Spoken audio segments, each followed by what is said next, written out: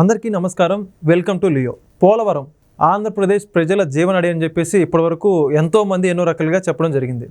నిజంగానే ఆంధ్రప్రదేశ్ ప్రజల జీవనాలందరికీ కూడా పోలవరం ఆంధ్రప్రదేశ్ ప్రజల జీవనడి అనే చెప్పుకోవాలి. అయితే అసలుకి పోలవరం ఎప్పుడు పూర్తవుతుంది? ఈ యొక్క పోలవరం తాలూకా ఫలాల్ని ఆంధ్రప్రదేశ్ ప్రజలు ఎప్పుడు రుచి చూడబోతున్నారు? ఎప్పటికీ అదొక క్వశ్చన్ మార్క్ అనే చెప్పుకోవాలి. ఎంతోమంది ముఖ్యమంత్రులు మా హయాంలో అయిపోతుందని ఎంతోమంది చెప్పుకున్నారు, కానీ ఇప్పటికీ అది వాస్తవ రూపం అయితే దాల్చలేదు. వాటన్నిటికీ భిన్నంగా గడిచిన 5 సంవత్సరాల్లో చూసుకుంటే 2021, 2022 ఇలా అనేక సార్లు ప్రజల్ని మభ్యపెట్టి ఏ విధంగా కాలం వెళ్ళబుచ్చారో కూడా చూసాం. అయితే ఇప్పుడు చంద్రబాబు నాయుడు గారి కూటమి ప్రభుత్వం హయాంలో ఎన్డీఏ కూటమి యొక్క ఆధ్వర్యంలో పోలవరం పరుగులు పెడుతుందా లేదా? ప్రస్తుతం పోలవరం పరిస్థితి ఏంటి? ఇవన్నీ కూడా తెలుసుకునే ప్రయత్నం చేద్దాం. మనతో ఉన్నారు సామాజిక విశ్లేషకులు డాక్టర్ గడ్డిపాటి శ్యాంప్రసాద్ గారు. సార్ నమస్కారం అండి. నమస్తే అండి. సార్, పోలవరం గురించి ఇప్పటి వరకు ఎంతోమంది దాని మీద ఎన్నో ఉపన్యాసాలు ఇచ్చారు. అంటే అసలు డయాఫ్రమ్ వాల్ గురించి, కాఫర్ డ్యామ్ అని చెప్పేసి ఎన్నో రకాలుగా చెప్పుకొచ్చారు. అసలు దాని ఎత్తు గురించి కానీ, రానున్న రోజుల్లో పోలవరం ఏ విధంగా ముందుకెళ్ళబోతుంది? ఇప్పుడు చూసుకుంటే మనకి కేంద్రంలో మంచి సాన్నిహిత్యం ఉంది. ప్రాజెక్టు దానికి జాతీయ హోదా ఎప్పుడే ప్రకటించారు. నిధులు కూడా భారీ ఎత్తున సమీకరించుకోవడం జరిగింది. ఇప్పుడైనా సరే పోలవరం దాని యొక్క నిర్మాణానికి సంబంధించి వేగంగా ముందడుగులు వేస్తుందా లేదా? దీని గురించి మీరేమంటారు? అన్నపూర్ణగా ఆంధ్రప్రదేశ్ అనుకుంటారు అందరూ మామూలుగా. ఆంధ్రప్రదేశ్లో ఎక్కువ శాతం ప్రజలు వ్యవసాయం మీద ఆధారపడ్డారు. వ్యవసాయం మీదే ఆంధ్రప్రదేశ్ ఆధారపడుతుంది.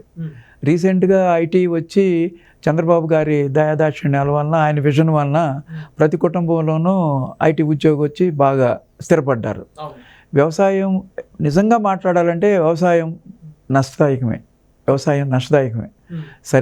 సరైన సమయానికి నీరు అందక, పొలాలు పండించడానికి పంట రాక, ప్రకృతి వైపరీత్యాలు, దీనివల్ల చాలామంది రైతులు దెబ్బతింటున్నారు అన్నమాట. అలా కాకుండా మన ఆంధ్రప్రదేశ్కు ఉన్న వరం ఏంటంటే కృష్ణా, గోదావరి నదులు 2 ఆంధ్రప్రదేశ్లో ఉన్నాయి. ఓకే, అవును. ఈ 2 నదుల వలన మనకు ఆంధ్రప్రదేశ్ సస్యశ్యామలం అవడానికి అవకాశం ఉంది. కొన్ని కారణాల వల్ల ఈ 2 సరిగ్గా జరగట్లా.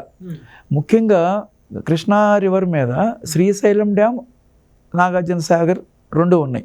అక్కడి నుంచి వచ్చి విజయవాడ దగ్గర ప్రకాశం బ్యారేజ్ ఉంది. ప్రకాశం బ్యారేజ్కి నాగార్జున సాగర్కి మధ్యలో పులిచింతలు ఉందన్నమాట. మనం ప్రకాశం బ్యారేజ్లో నీళ్లు ఓన్లీ 3 TMC మనం రిజర్వ్ చేసుకోగలం.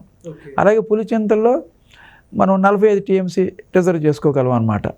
అందుకని మనకి వర్షం వచ్చినప్పుడు, బాగా వరదలు వచ్చినప్పుడు కంప్లీట్గా సముద్రంలోకి వేస్ట్ అయిపోతున్నాయి. దగ్గర 900-1000 TMC కృష్ణా రివర్ లో నీళ్లు వేస్ట్ అయిపోతున్నాయి వరదలు వచ్చినప్పుడు. అలాగే గోదావరిలో కూడా 4500 TMC పర్ ఇయర్ యావరేజ్ సముద్రంలోకి వెళ్ళిపోతున్నాయి. అక్కడ కూడా ధవళేశ్వరంలో 3 TMC నీరు మాత్రమే రిజర్వ్ చేసుకోగలం. అందుట్లో కృష్ణా రివర్ పైన చాలా వరకు ఆనకట్టలు వచ్చి కృష్ణా రివర్ వాటర్ రాట్ల లేట్ అవుతున్నాయి. గోదావరిలో ఆనకట్టలు తక్కువ, ఎక్కువ రివర్ మనకి ఆంధ్రప్రదేశ్లోనే ఉంటుంది అనమాట. పైన ఉన్నా కానీ చాలా లోతులో ఉంటుంది తెలంగాణలో.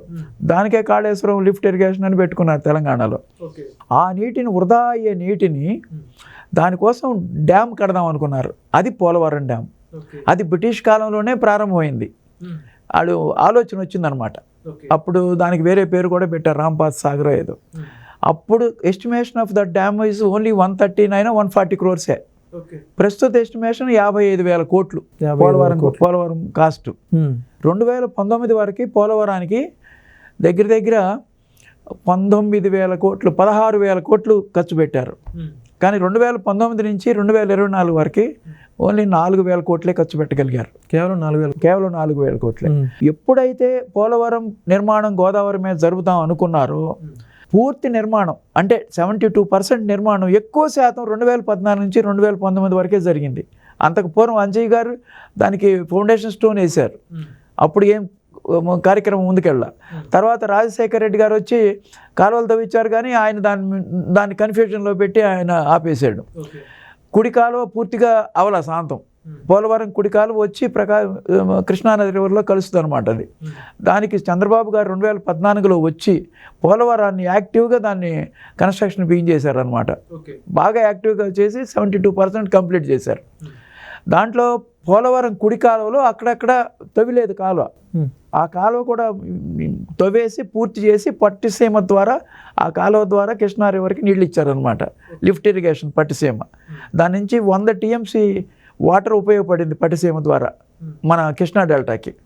అలాగే ఎడమ కాలువ అది అప్ టు విశాఖపట్నం ఉందన్నమాట.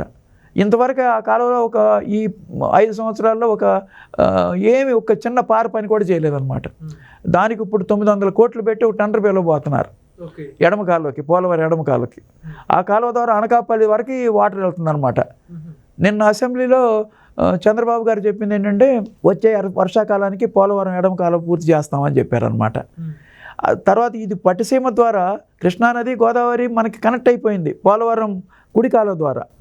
అది లిఫ్ట్ ఇరిగేషన్. అదే పోలవరం పూర్తయితే గ్రావిటేషన్ ద్వారా వస్తుంది అనమాట. అలాగే ఇప్పుడు ఎడమ కాలువ కూడా పురుషోత్తంపట్నం లిఫ్ట్ ఇరిగేషన్ ఉంది. అలా 2 నదుల అనుసంధానం చేయడం ద్వారా ఆంధ్రప్రదేశ్ సస్యశ్యామలం చేద్దామని చంద్రబాబు గారి కళ, చంద్రబాబు గారి ఆశయం, నిమిషం ఆయన పట్టుదల.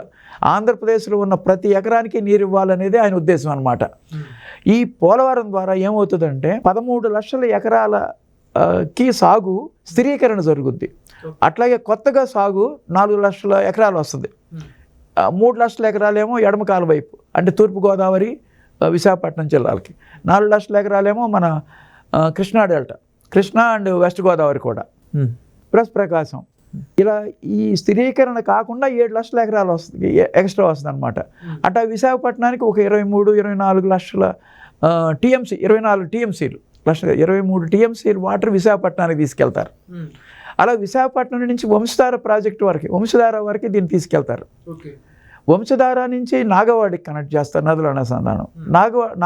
నాగవాడి నుంచి ఉపదాకి కనెక్ట్ చేస్తారు. అట్లా నార్త్ జిల్లాలకు కూడా శ్రీకాకుళం, విజయనగరం, విశాఖపట్నానికి కూడా ఇది ఉపయోగపడుతుంది అనమాట. మనం ఏం చెప్పుకున్నాం ఇప్పుడు, వెస్ట్ గోదావరి, ఈస్ట్ గోదావరి, విశాఖపట్నం, శ్రీకాకుళం, విజయనగరంకి ఎడమ కాలువ, కుడి కాలువ వెస్ట్ గోదావరి, కృష్ణా, గుంటూరు, ప్రకాశంకి వస్తుంది అనమాట. అలా ఆ నీటిని మొత్తానికి ప్రకాశం బ్యారేజీలోకి తీసుకొచ్చి అంటే కృష్ణా రివర్కి తీసుకొచ్చి దాన్ని పెన్నాకి కలపాలని చంద్రబాబు గారి ఆలోచన. ఓకే, పెన్నాకి ఎలా కలుపుతారంటే బొల్లాపల్లి రిజర్వాయర్ ద్వారా లిఫ్ట్ చేసి ఈ పోలవరం వాటర్ని బొల్లాపల్లి రిజర్వాయర్లో 150 TMC కెపాసిటీ రిజర్వాయర్ అది. Okay, Polavaram capacity 190 TMC.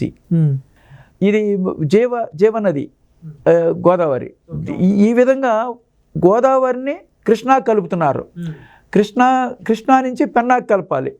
Krishna నుంచి పెన్నాకి కలపాలంటే బొల్లాపల్లి రిజర్వాయర్ చేస్తారు. బొల్లాపల్లి రిజర్వాయర్ వలన ఏమవుతుందంటే దాని back waters, Krishna back waters Nagarjuna Sagar కుడి కాలువ కలుపుతారనమాట. నాగార్జున సాగర్ కుడి కాలువ వలన మనకేమవుతుందంటే ప్రకాశం జిల్లా, నెల్లూరు జిల్లా, చిత్తూరు జిల్లాకి నాగార్జున సాగర్ కుడి కాలువ ద్వారా వాటర్ ఇవ్వచ్చు అనమాట. అలాగే ఇంతవరకు కృష్ణా వాటర్, గోదావరి వాటరే ఉపయోగించాం వీటికి.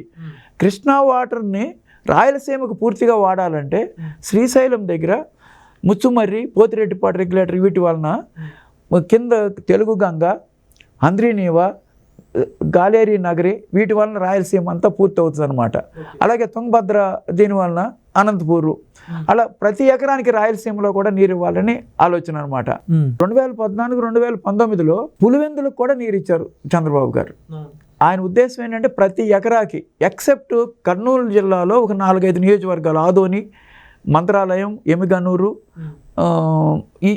ఈ పరిసర ప్రాంతాలకి కొంచెం ఇవ్వడానికి కనెక్టివిటీ లేదనమాట. అది కూడా తీసుకొస్తానని ట్రై చేస్తున్నారు. యాక్చువల్గా ఇప్పుడు ఆంధ్రప్రదేశ్లో వచ్చిన వర్షాలకి 900 TMC నీళ్లు మన రిజర్వాయర్స్లో ఉన్నాయి ఇప్పుడు ఆల్రెడీ.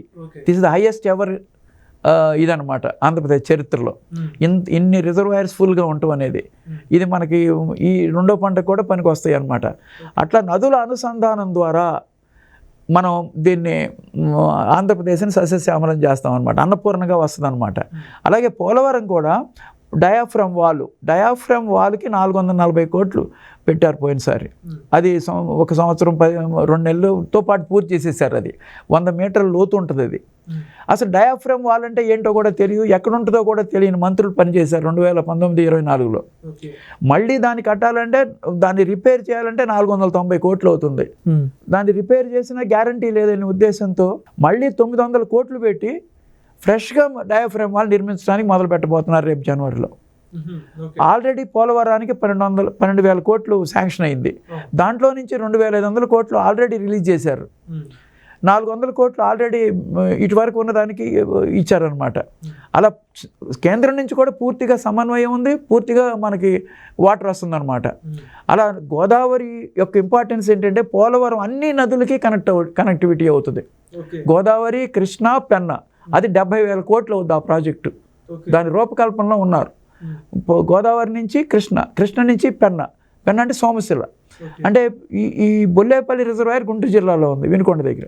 అది దాంట్లో 150 టీఎంసీ, అట్లా 190 టీఎంసీ పోలవరం, అటు వంశధార, నాగావళి, బహుదా, ఇటు గాలేరి నగరి, హంద్రీనీవా, మొత్తుమర్రి, పోతిరెడ్డిపాడు, తెలుగు గంగ, ఇన్ని విధాలైన ఫెసిలిటీస్ మన ఆంధ్రప్రదేశ్కి ఉన్నాయి. చంద్రబాబు గారి నాయకత్వంలో ఇవన్నీ సఫలం కావాలని కోరుకుంటున్నాం.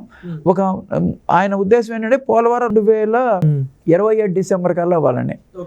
రాక్ఫెల్ ఎర్త్కమ్ డ్యామ్ ఉంది కదా, అది గ్యాప్ 1 ఏమో 2026 అయిపోతుంది, రెండో గ్యాప్ ఏమో 2027కి అవుతుంది అనమాట. పూర్తి డ్యాము 2027కి పూర్తి చేయాలని ఆయన ఉద్దేశం అనమాట. ఒకవేళ 2027కి అవ్వకపోయిన 1 సంవత్సరం లేట్ అయినా 2028 కన్నా అయిపోతుంది. దీంట్లో ముఖ్యమైన డ్రాబ్యాక్ ఏంటంటే R&R ప్యాకేజ్. R&R ప్యాకేజ్ చాలా ఇంపార్టెంట్. ఆయన ఎట్లాగైతే 7 మండలాన్ని తెలంగాణ నుంచి ఆంధ్రాకి తెప్పించుకున్నారో, అది లేకపోతే అసలు ఈ ప్రాజెక్టే సాధ్యమయ్యేది కాదు. నేను ప్రమాణ స్వీకారం కూడా చేయనని 2014లో చెప్పారు. అది సాధించుకున్నారు.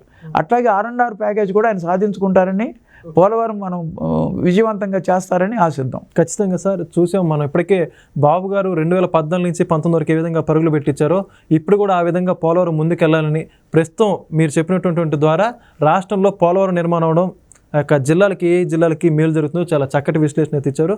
మరొక వీడియోతో మరొకసారి మేము ముందుకు వస్తాం. ధన్యవాదాలు. Please subscribe to Leo news for more videos.